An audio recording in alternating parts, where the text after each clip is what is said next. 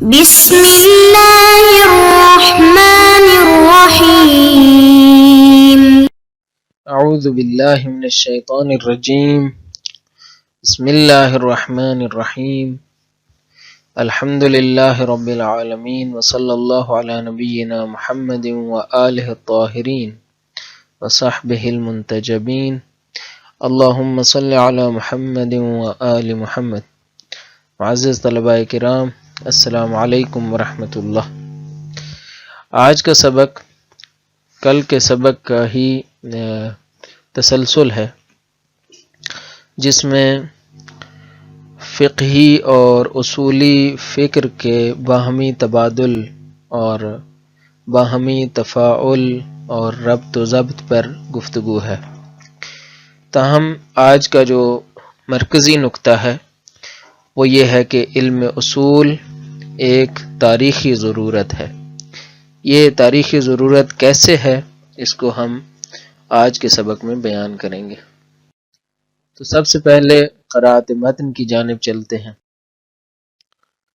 فرماتے ہیں کہ فانفصل علم الاصول عن علم الفقہ فی البحث والتصنیف وأخذ يتسع ويثري تدريجيا من خلال نمو الفكر الأصولي من ناحية، وتبعا لتوسع البحث الفقهي من ناحية أخرى، لأن اتساع نطاق التطبيق الفقهي كان يلفت أنظار الممارسين إلى مشاكل جديدة، فتوضع للمشاكل حلولها المناسبة، وتتخذ الحلول صورة العناصر المشتركة في علم الأصول. وكلما بعد الفقيه عن عصر النص تعددت جوانب الغموض في فهم الحكم من مداركه الشرعية، وتنوعت الفجوات في عملية الاستنباط نتيجة للبعد الزمني، فيحس أكثر فأكثر بالحاجة إلى تحديد قواعد عامة يعالج بها جوانب الغموض ويملأ بها تلك الفجوات. وبهذا كانت الحاجة إلى علم الأصول تاريخية، بمعنى أنها تشتد وتتأكد كلما ابتعد الفقيه تاريخيا عن عصر النص، وتراكمت الشكوك على عملية الاستنباط التي يمارسها۔ تو یہ آج کی عبارت تھی۔ تو اب چلتے ہیں اس عبارت سے ماخوذ نکات کی جانب۔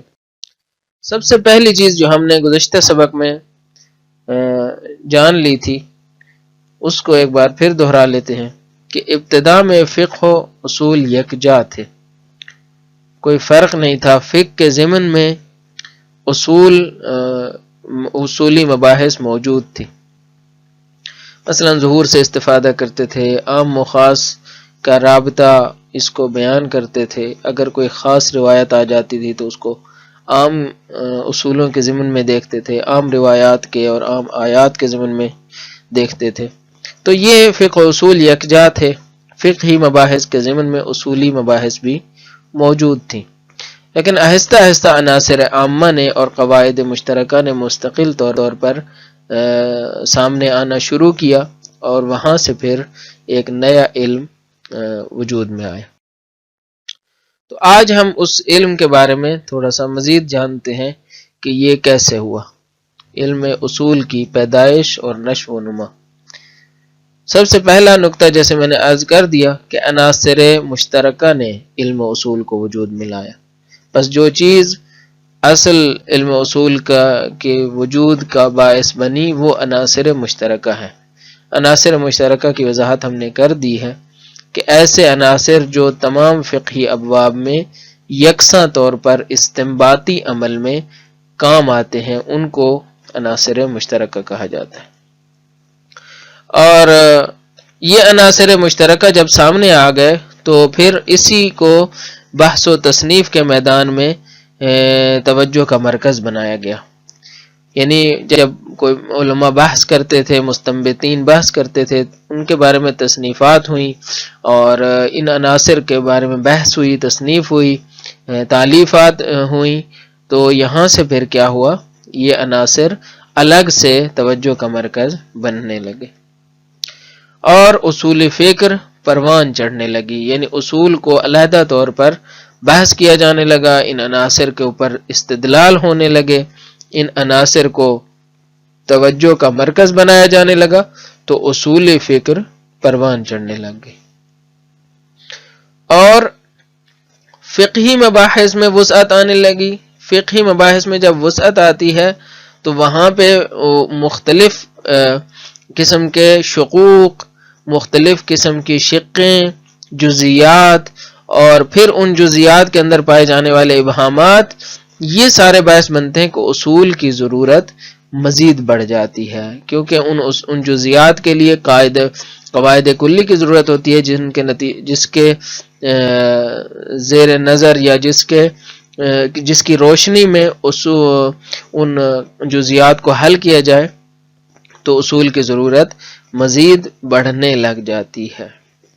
تو یہ نقطہ جو مرکزی ہے وہ یہ ہے کہ عناصر مشترکہ تھے جو باعث بنے کہ بحث و تصنیف ہو، انہی عناصر کو مزید استدلالی انداز میں پیش کیا جائے، ان پر بحث کی جائے، تو اس نے علم اصول کو وجود میں لایا. اب جو ہے وہ اس نقطے کی طرف آتے ہیں کہ یہ عناصر ان کی ضرورت کیسے آئی، ان کی ضرورت کہاں سے وجود میں آئی. تو بنیادی نقطہ یہ ہے کہ عصر نص سے دوری جس نے علم اصول کی ضرورت کو جنم دیا. نص یعنی جو زمانہ تشریع ہے، یا وہ زمانہ کہ جس میں صاحب شریعت یا مفسر معصوم موجود ہے. اس کو ہم نے پہلے اسباق میں بیان کر دیا تھا کہ اہل سنت کے ہاں اور شیعہ کے ہاں یہ فرق ہے کہ عصر نص صاحب شریعت سے مختص ہے یا مفسر شریعت بھی اس کی عصمت آ سکتی ہے. تو ہم انشاءاللہ اگلے سبق میں بھی شہید اس کی طرف اشارہ کریں گے، ہم وہاں نہیں جاتے. عصر نص کو فقط بیان کرنا مقصود تھا. عصر نص سے مراد وہ زمانہ ہے جس میں ایسی شخصیت موجود ہو کہ جس کی نصوص یا جس کے منہ سے نکلنے والا کلام شریعت کا حکم شمار ہو، تو یہ عصر نص ہوتا ہے. تو ہمارے ہاں یہ جو عصر نص ہے وہ ائمہ کے زمانے پر بھی محیط ہے. جب یہ عصر ختم ہو جاتا ہے تو پھر کیا ہوتا ہے، کچھ چیزیں سامنے آتی ہیں. سب سے پہلی چیز جو سامنے آتی ہے، یعنی عصر نص سے دوری کے نتیجے میں فہم نص میں غموض اور ابہام بڑھنے لگ جاتا ہے. اس نص کے بارے میں مثلا 2 احتمالات ہیں، 3 احتمالات ہیں، تو فہم نص میں غموض بڑھنے لگ گیا. دوسرا، زمانی فاصلوں سے استنباطی عمل میں گڑھے پڑ گئے.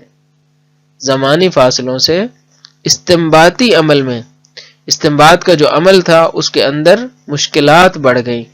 لوگوں کو سمجھ میں نہیں آیا کہ اس روایت سے کیا حکم استنباط کیا جائے. تو زمانی فاصلے باعث بنے کہ استنباطی عمل میں ابہامات وجود میں آ جائیں. لہذا علم اصول کی ضرورت دن بدن زیادہ ہو گئی. جو فاصلہ بڑھتا گیا علم اصول کی ضرورت زیادہ ہوتی گئی. پس یہاں سے نتیجہ لیتے ہیں کہ عناصر عامہ یا وہی جو علم اصول ہے جو ان عناصر پر بحث کرتا ہے، اس کا فلسفہ وجودی استنباطی عمل میں پیدا ہونے والے غموض اور شکوک و شبہات کی روک تھام ہے. یعنی اصل جو مسئلہ ہے وہ فلسفہ وجودی سے آگاہی ہے کہ علم اصول کا کام کیا ہے، اس کی ذمہ داری کیا ہے، اس کے ذمے کیا چیز لگائی گئی ہے، تاکہ ایک طالب علم متوجہ رہے کہ علم اصول سے اس نے کیا لینا ہے.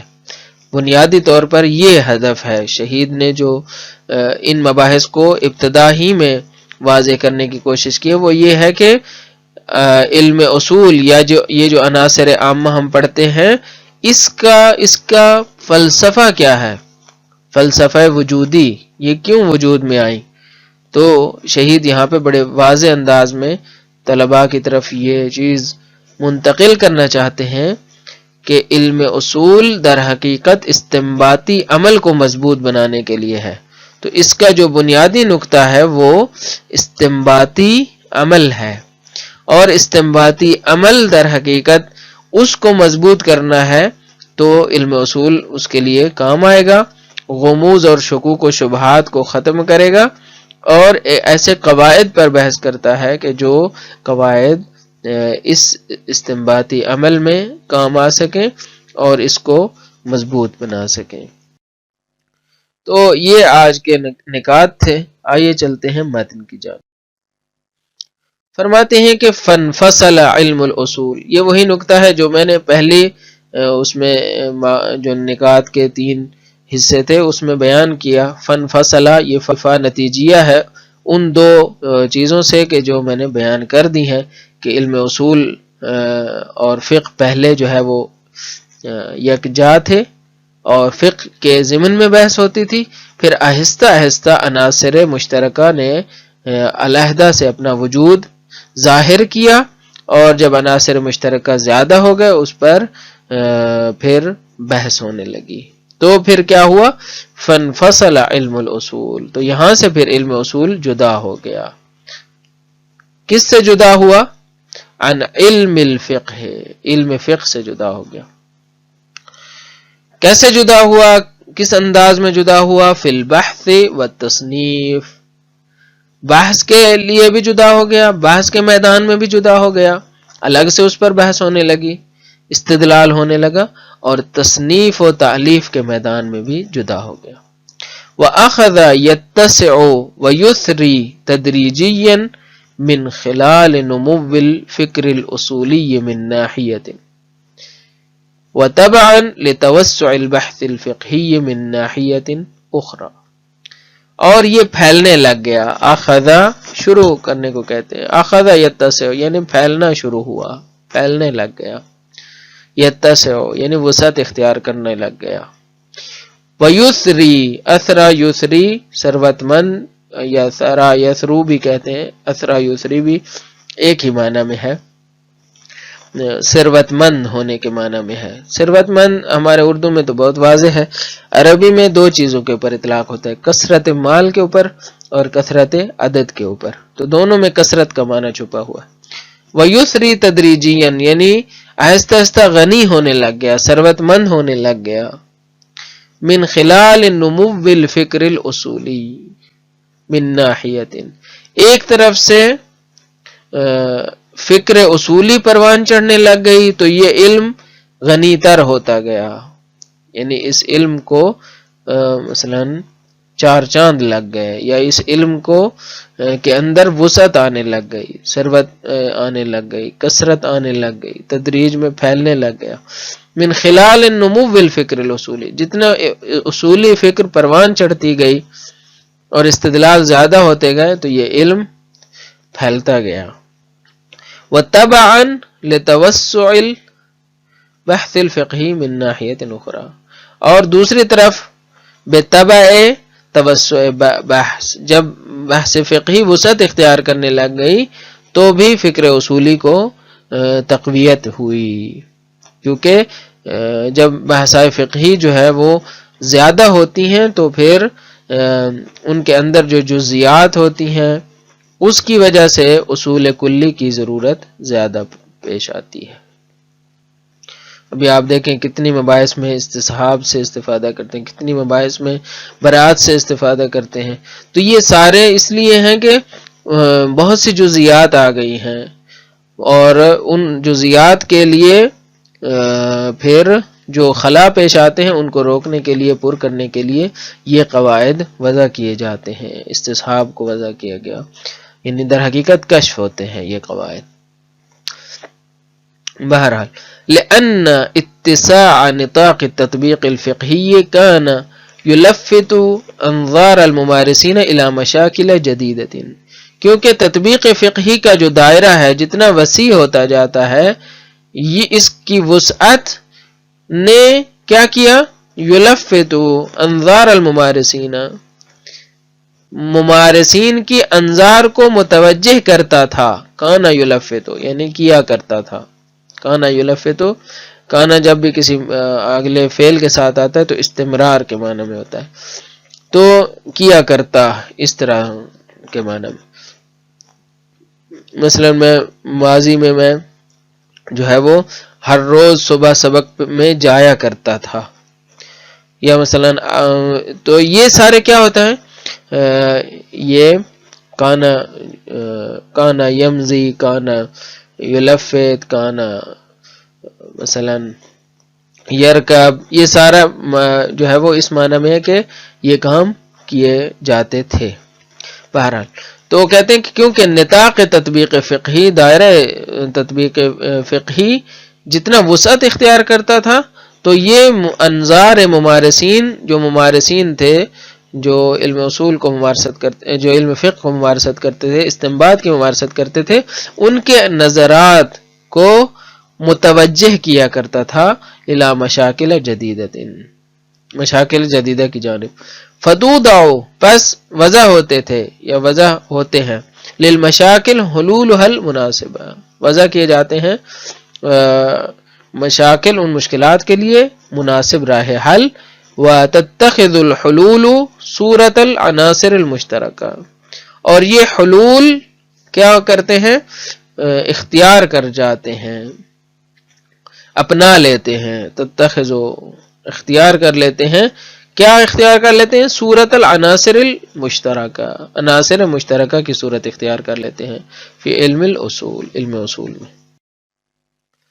وَكُلَّمَا بَعُدَ الْفَقِيهُ عَنْ عَصْرِ النَّصِّ تَعَدَّدَتْ جَوَانِبُ الْغُمُوضِ فِي فَهْمِ الْحُكْمِ مِنْ مَدَارِكِهِ الشَّرْعِيَّةِ، اور جتنا جتنا فقیہ عصر نص سے دور ہوتا جاتا ہے، ہم نے وضاحت کر دیا عصر نص سے کیا مراد ہے، تو تعددت جوانب الغموض فی فہم الحکم، تو جوانب غموض بھی متعدد ہوتے چلے جاتے ہیں فی فہم الحکم، حکم کو سمجھنے میں غموض اور ابہامات کے جوانب بھی زیادہ ہوتے چلے جاتے ہیں. حکم کو کہاں سے سمجھنا ہے؟ فی فہم الحکم من مدارکہ الشرعیہ، ان کے مدارک شرعی سے جو قرآن و سنت ہیں. وتنوعت الفجوات فی عملیت الاستنباط، اور فجوات کیا ہو جاتے ہیں؟ متنوع ہو جاتے ہیں عملیات استنباط میں. تنوعت الفجوات فی عملیت الاستنباط، فجوات فجوہ کی جمع ہے، فجوہ گڑھے کو کہتے ہیں، خلا جو وجود میں آتا ہے، گیپ یا فاصلہ یا ایسا، تو اس کو کہتے ہیں فجوہ. تو عملیات استنباط میں جو خلا ہیں، جو گیپ ہیں، وہ متنوع ہو جاتے ہیں، کئی قسم کے ہو جاتے ہیں. نتیجتاً للبعد الزمنی، بعد زمنی، فاصلہ زمانی آ جاتا ہے، زمانی فاصلوں کے نتیجے میں یہ گڑھے پڑ جاتے ہیں.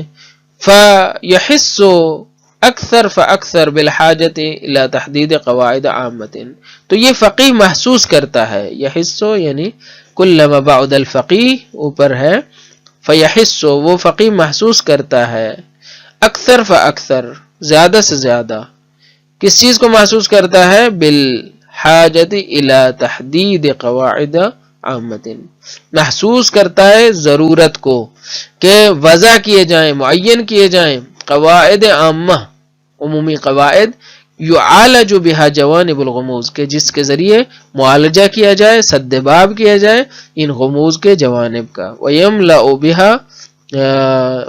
بِهَا تِلْكَ الْفَجَوَاتِ، اور ان کے ذریعے ان گڑھوں کو پر کیا جائے. وَبِهَذَا كَانَتِ الْحَاجَةُ إِلَىٰ عِلْمِ الْأُصُولِ تَارِيخِيَّةً، اور یہاں سے ہمیں سمجھ میں آتا ہے کہ علم اصول ایک تاریخی ضرورت تھی. كانت الحاجہ الى علم الاصول تاریخیتاً، علم اصول کی طرف جو ضرورت تھی وہ تاریخی تھی. کس معنی میں تاریخی؟ اس معنی میں بمعنی انہا تشتد وتتأکد كلما ابتعد الفقیہ تاریخیاً عن عصر النص، اس معنی میں کہ یہ بڑھتی چلی جاتی تھی، تاکید کرتی چلی جاتی تھی، شدت اختیار کرتی چلی جاتی تھی، جتنا جتنا فقیہ تاریخی طور پہ عصر نص سے دور ہوتا چلا جاتا تھا۔ وَتَرَاكَمَتِ الشُّكُوكُ عَلَى عَمَلِيَّةِ الِاسْتِنبَاطِ الَّتِي يُمَارِسُهَا، اور شکوک بڑھتے چلے جاتے تھے عملیات استنباط کے اوپر کہ جسے فقیہ ممارست کیا کرتا تھا۔ تو یہ آج کا متن تھا جو ہم نے وضاحت کر دیا۔ آئیے چلتے ہیں سبق کے خلاصے کی جانب۔ ہم نے آج کے سبق میں علم اصول کی پیدائش اور نشو و نما پہ بحث کی اور بتایا کہ عصر نص سے دوری نے علم اصول کی ضرورت کا احساس دلایا، اور پھر ہم نے بتایا کہ علم اصول کا جو فلسفہ وجودی ہے وہ استنباطی عمل میں پیدا ہونے والے ابہامات کا سدباب کرنا ہے، یعنی علم اصول کا وجود در حقیقت استنباطی عمل میں پیدا ہونے والے جو ابہامات ہیں، جو مشکلات ہیں، ان کو رفع کرنا اور ان کا سدباب کرنا ان قواعد کے ذریعے جو تمام ابواب فقہ میں کارآمد ہوتے ہیں اور استنباطی عمل میں مجتہد کے کام آتے ہیں۔ امید ہے یہ سبق بھی آپ کے لیے مفید واقع ہوا ہوگا۔ سلامت رہیں، کامیاب رہیں، سربلند رہیں۔ والسلام علیکم ورحمۃ اللہ وبرکاتہ۔